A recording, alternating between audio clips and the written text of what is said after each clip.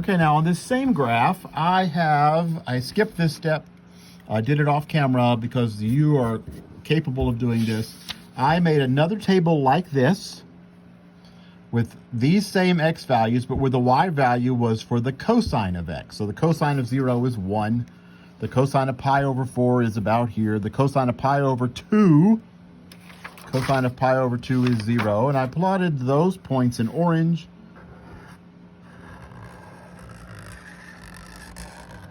I'm going to get something that looks like this.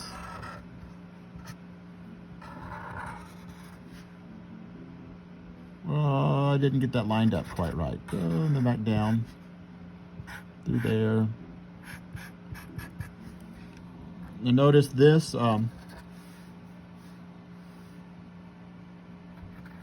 has a similar repeat in both directions because the cosine also starts over. Right, so this is the basic graph of y equals the cosine of x is in orange, and y equals, they look just like each other. I hope you can see that. They look just like each other, and now I notice that you didn't get to see all of what I did, but you can follow plotting points and see that this basic pattern for sine, start at 0, go up, come back down, go down, come back up to 0. This basic pattern right in here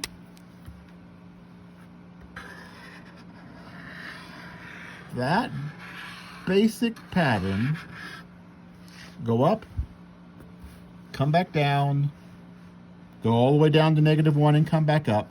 That just keeps repeating every time you get around the unit circle.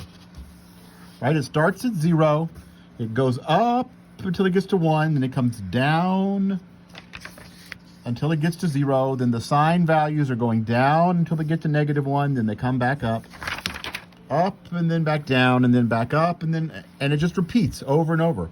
The cosine looks like the sine function, except it starts at 1 and goes down first.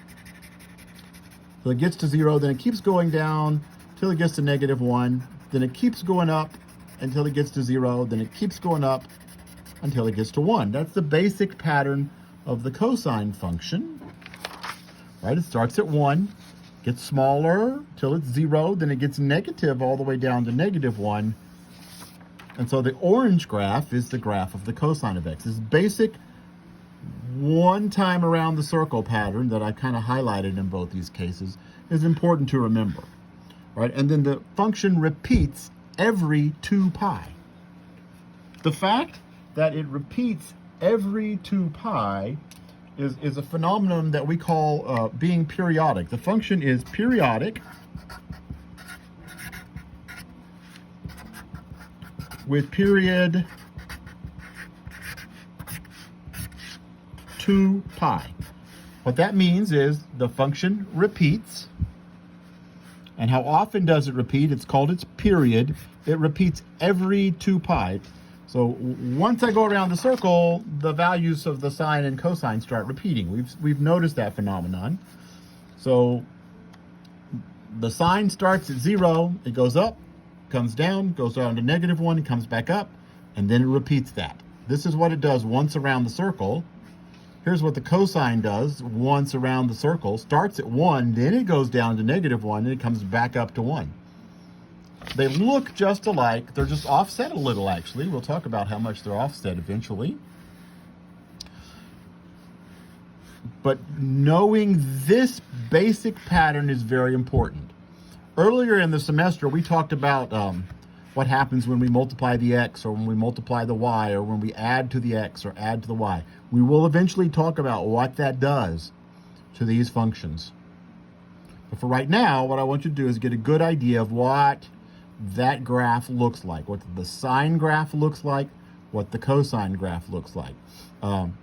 Get out a piece of graph paper, make these tables, plot those points for sine x, make another table when y is the cosine of x. You're going to have to approximate some things in order to plot the points. Make a couple of tables and get practice at graphing the sine and the cosine functions. Go to Desmos and graph them and look at them. Become very familiar with the graphs of the sine and of the cosine.